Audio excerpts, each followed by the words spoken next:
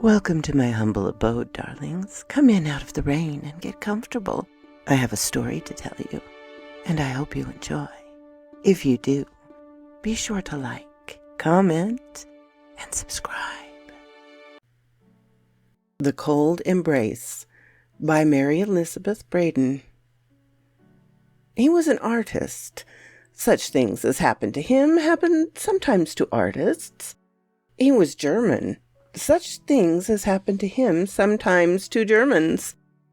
He was young, handsome, studious, enthusiastic, metaphysical, reckless, unbelieving, heartless. And being young, handsome, and eloquent, he was beloved. He was an orphan under the guardianship of his dead father's brother, his Uncle Willem, in whose house he had been brought up from a little child. And she who loved him was his cousin Gertrude, whom he swore he loved in return. Did he love her? Yes, when he first swore it. It soon wore out, this passionate love.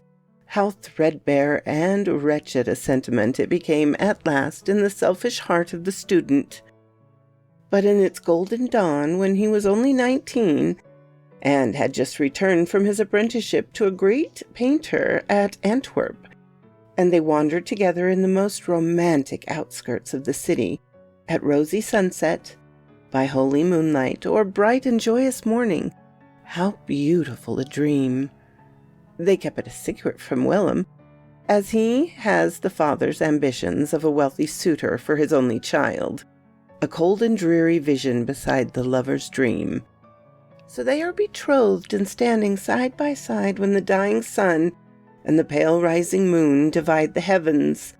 He puts the betrothal ring upon her finger, the white and taper finger whose slender shape he knows so well. This ring is a peculiar one, a massive golden serpent, its tail in its mouth, the symbol of eternity. It had been his mother's, and he would know it amongst 1,000. If they were to become blind tomorrow, he could select it from amongst 1,000 by touch alone. He places it on her finger, and they swear to be true to each other forever and ever, through trouble and danger, sorrow and changes, in wealth or poverty. Her father must needs be one to consent to their union by and by, for they were now betrothed, and death alone could part them. But the young student, the scoffer at revelation, yet the enthusiastic adorer of the mystical, asks, "Can death part us? I would return to you from the grave, Gertrude. My soul would come back to be near my love, and you, if you died before me, the cold earth would not hold you from me. If you loved me, you would return, and again these fair arms would be clasped round my neck as they are now." But she told him with a holier light in her deep blue eyes than ever shone in his.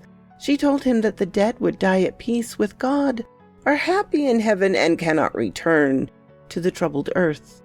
And that is only the suicide, the lost wretched whom sorrowful angels shut the door of paradise, whose unholy spirit haunts the footsteps of the living. The first year of their betrothal is past, and she is alone, for he has gone to Italy on a commission for some rich man, to copy Raphael's Titans, Guido's, in an art gallery at Florence. He's gone to win fame, perhaps, but it is not the less bitter. He has gone. Of course her father misses his young nephew, who had become a son to him, and he thinks his daughter no more than a cousin should feel for a cousin's absence. In the meantime, the weeks and months pass. The lovers write, often at first, then seldom, at last not at all. How many excuses she invents for him! How many times she goes to the distant little post office, to which he is to address his letters. How many times she hopes only to be disappointed. How many times she despairs, only to hope again. But real despair comes at last, and will not be put off any more. The rich suitor appears on the scene, and her father is determined. She is to marry at once, The wedding day is fixed, the 15th of June. The date seems burned into her brain. The date, written in fire, dances forever before her eyes. The date, shrieked by the Furies, sounds continually in her ears. But there is time yet. It is the middle of May. There is time for a letter to reach him at Florence. There is time for him to come to Brunswick, to take her away and marry her in spite of her father, in spite of the whole world. But the days and the weeks fly by, and he does not write. He does not come. This is indeed despair, which usurps her heart and will not be put away. It is the 14th of June. For the last time she goes to the little post office. For the last time she asks the old question. They give her for the last time the dreary answer, no letter. For the last time, for tomorrow is the day appointed for her bridal. Her father will hear no entreaties. Her rich suitor will not listen to her prayers. They will not be put off a day, an hour. Tonight alone is hers. This night, which she may employ as she will. She takes another path than that which leads home. She hurries through some by-streets of the city, out onto a lonely bridge, where he and she had stood so often in the sunset, watching the rose-colored light glow, fade, and die upon the river. He returns from Florence. He had received her letter, that letter blotted with tears, entreating, despairing. He had received it, but he loved her no longer. A young Florentine, who had sat for him as a model, had bewitched his fancy, that fancy with which he stood in place of a heart. And Gertrude had been half forgotten. If she had a rich suitor, good. Let her marry him. Better for her, better far for himself. He had no wish to fetter himself with a wife. Had he not his art always? His eternal bride, his unchanging mistress. Thus he thought it wiser to delay his journey to Brunswick, so he should arrive when the wedding was over, arrive in time to salute the bride, and the vows, the mystical fancies and belief of his return, even after death, to the embrace of his beloved. Oh, gone out of his life, melted away forever, those foolish dreams of his boyhood. So, on the 15th of June, he entered Brunswick, by that very bridge on which she stood, the stars looking down on her the night before. He strode across the bridge and down by the water's edge, a great rough dog at his heels, and the smoke from his short meerschaum pipe curling in blue wreaths fanatically in the pure morning air.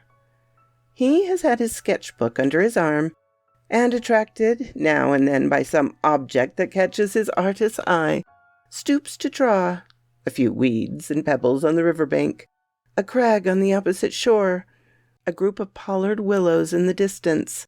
When he is done, he admires his drawing, shuts his sketchbook, empties the ashes from his pipe, refills from his tobacco pouch, sings a refrain of a gay drinking song, calls to his dog, smokes again, and walks on. Suddenly he opens his sketchbook again.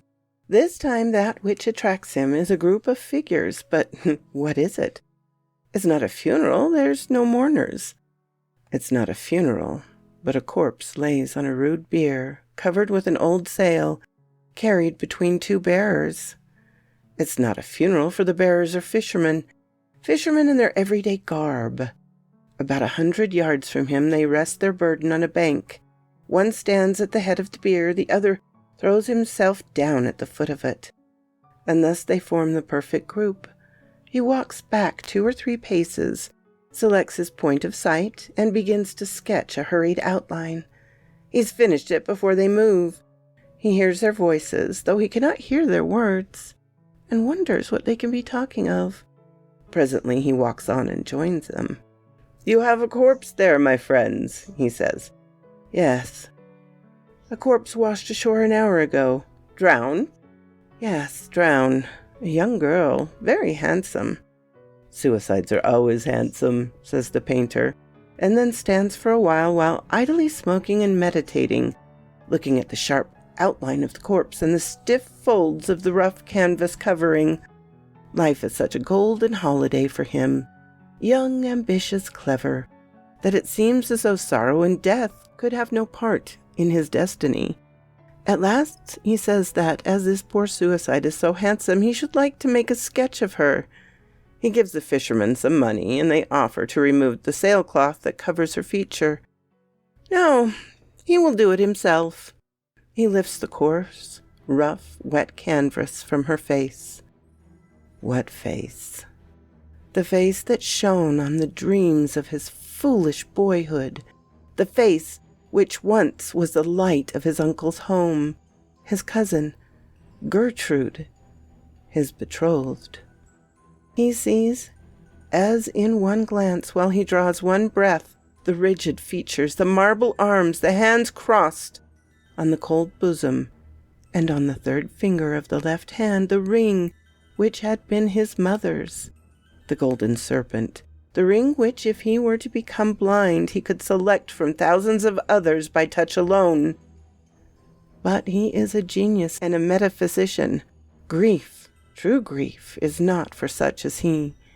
His first thought is flight anywhere out of that accursed city, anywhere far from the brink of the hideous river, anywhere away from remorse, anywhere to forget. He is miles on the road that leads away from Brunswick before he knows that he's walked a step. It is only when his dog lies down panting at his feet that he feels how exhausted he is himself, and sits down upon a bank to rest. How the landscape spins round and round before his dazzled eyes, while his morning sketches of the two fishermen and the canvas-covered bier glares redly at him out of the twilight. At last, after sitting a long time by the roadside, idly playing with his dog, idly smoking, idly lounging, looking as any idle, light-hearted traveling student might look, yet all the while acting over that morning scene in his burning brain 100 times a minute. At last he grows a little more composed, and tries presently to think of himself as he is, apart from his cousin's suicide.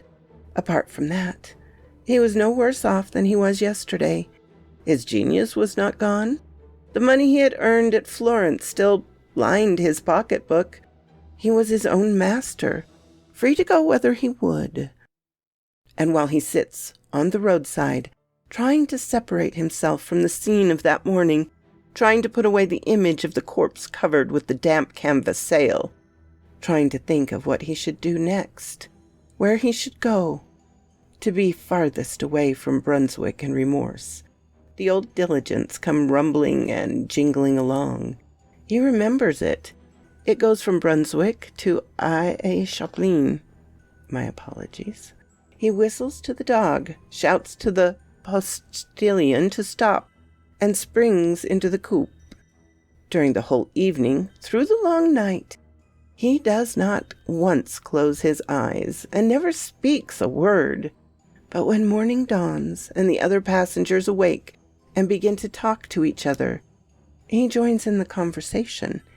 He tells them that he's an artist, that he's going to Cologne and to Antwerp to copy Rubens's, and the great picture by Quentin Matsys in the museum.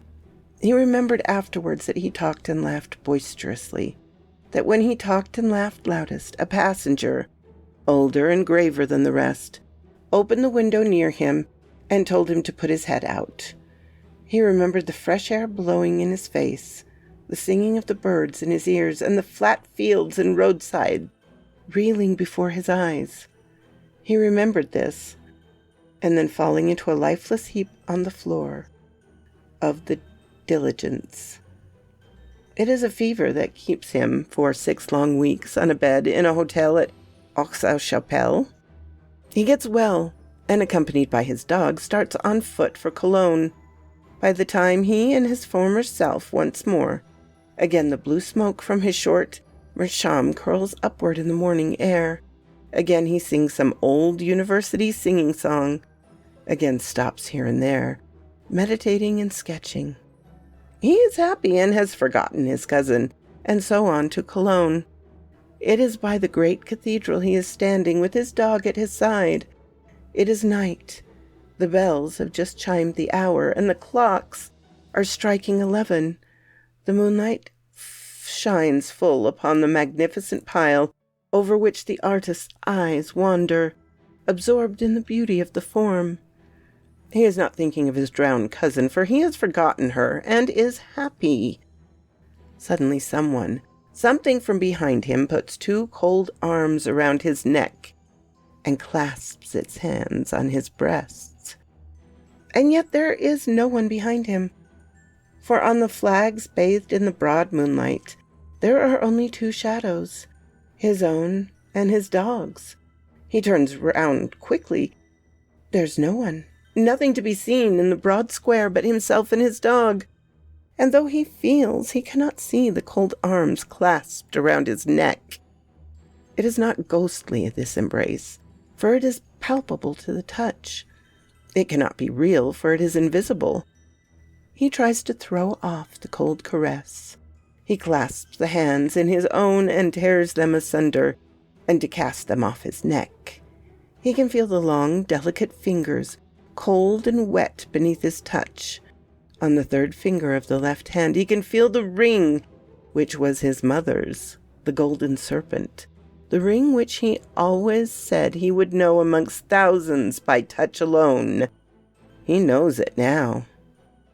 His dead cousin's cold arms are around his neck. His dead cousin's wet hands are clasped upon his breast. He asks himself if he is mad. "Up, Leo!" he shouts. "Up, up, boy!" And the Newfoundland leaps to his shoulders. The dog's paws are on the dead hands, and the animal utters a terrific howl and springs away from his master. The student stands in the moonlight, dead arms around his neck, and the dog at a little distance, moaning piteously. Presently a watchman, alarmed by the howling of the dog, comes into the square to see what's wrong. In a breath, the cold arms are gone. He takes the watchman home to the hotel with him and gives him money. In his gratitude, he could have given the man half his little fortune. Will it ever come to him again, this embrace of the dead? He tries never to be alone. He makes 100 acquaintances and shares the chamber of another student.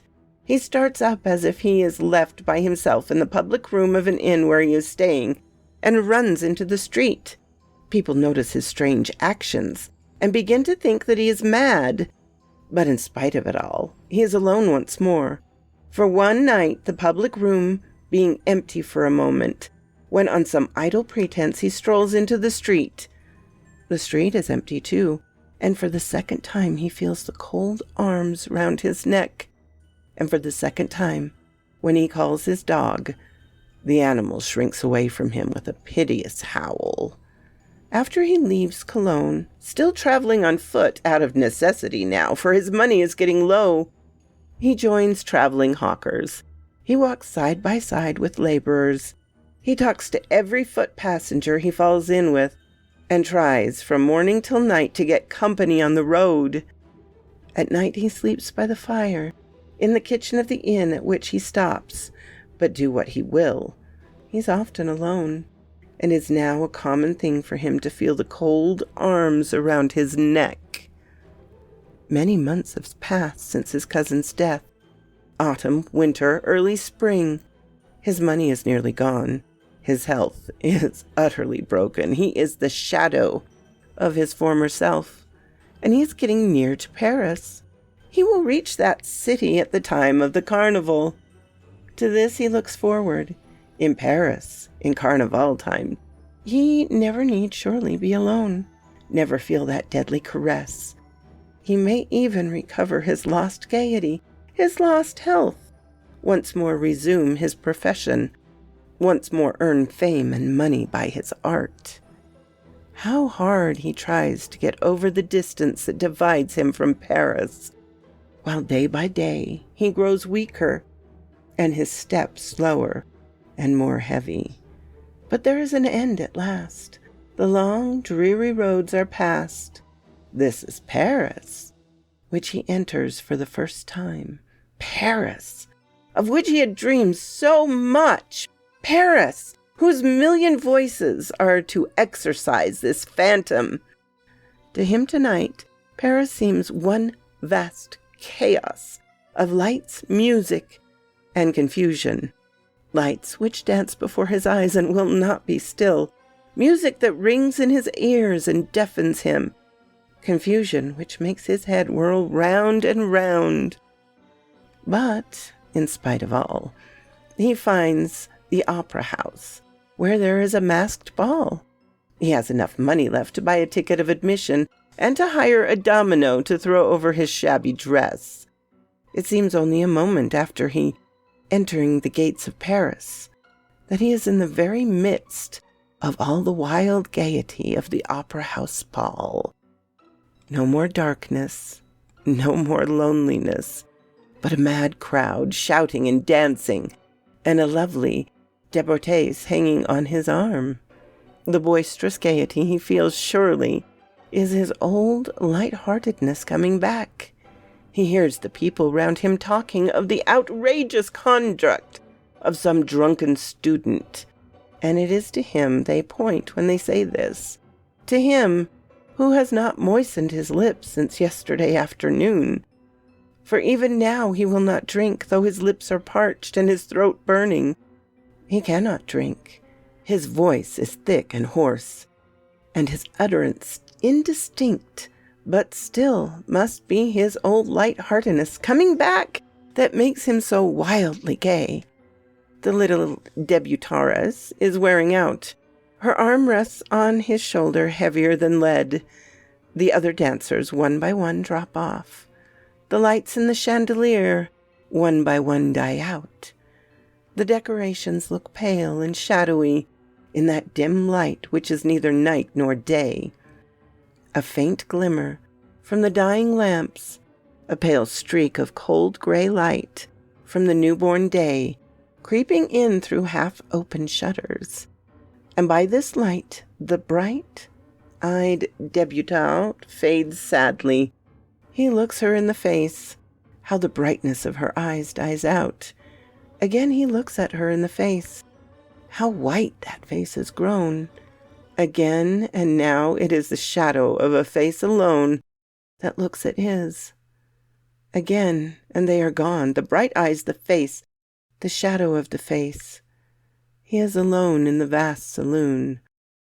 Alone and in terrible silence. He hears the echoes of his own footsteps in that dismal dance which has no music. No music, but the beating of his breast.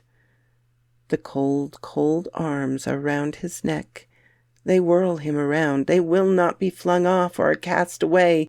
He can no more escape their icy grasp than he can escape from death. He looks behind them.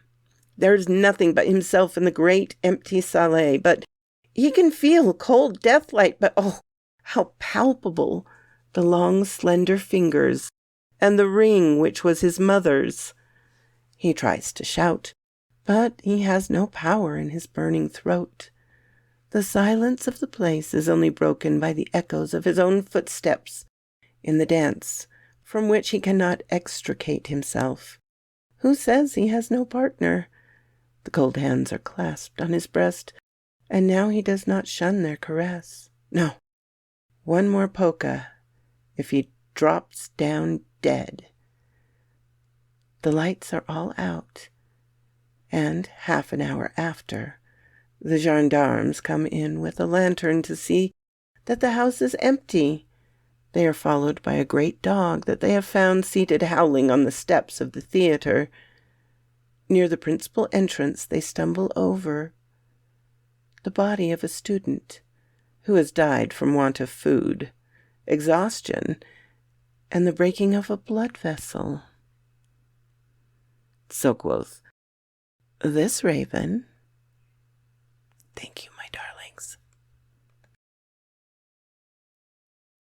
My darlings, it means so much to me that you come and listen to my little stories. I so appreciate it, but if you did like it, please feel free to hit the like button and subscribe so you can come back and hear more. My dearest thanks to my supporters, past and present. It means so much to me. Have a lovely day, my darlings.